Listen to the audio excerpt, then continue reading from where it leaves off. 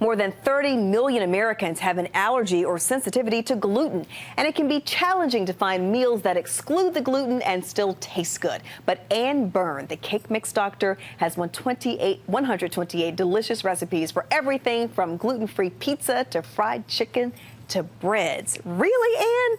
You All bet.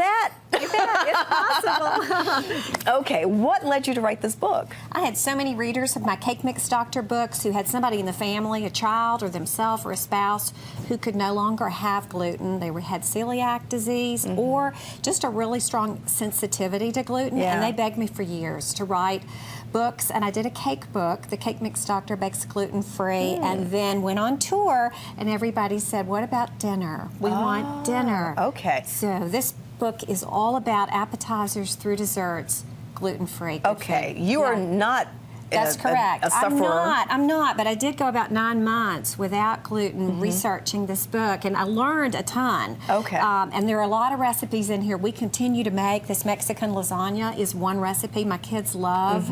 You can use corn tortillas instead of, instead of regular pasta. noodles. Exactly. So, but first of all, gluten, is the protein that's found in wheat, barley, and rye. Right. So the fun in this book was coming up with substitutions. Okay, for wheat. so you have scones here. What's in these? Right. This is an easy breakfast scone. I make these with a baking mix, a gluten-free baking mix. Actually, Bisquick is the brand. But you use buttermilk in there and orange juice, eggs, butter, just like you're going to make a sweet biscuit. But That's I add delicious. dried cranberries and orange rind. But the key on using any kind of gluten-free baking mix that's based on rice flour is to use an acidic ingredient like buttermilk or orange juice in there. It really tenderizes it.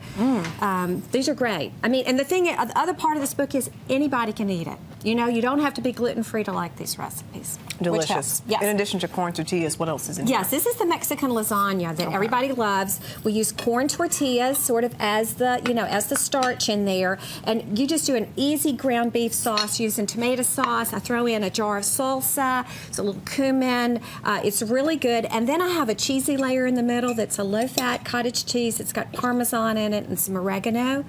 Super easy, but it's layering the corn tortillas. You could use ground. That's good. Oh, it's really good. I don't even miss the noodles. No, you don't.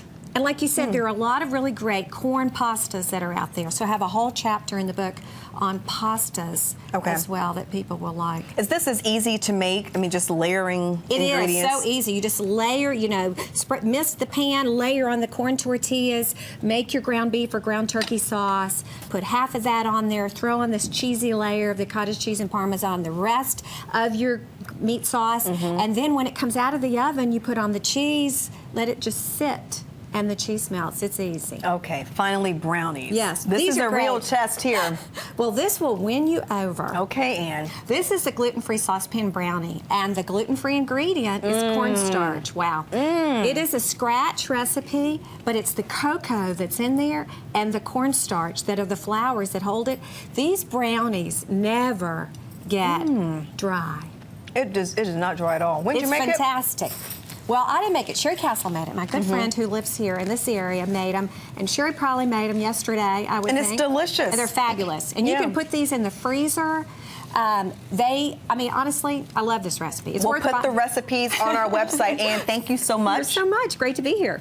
Our website, mycarolinatoday.com. Just go there if you missed anything. Have a wonderful day.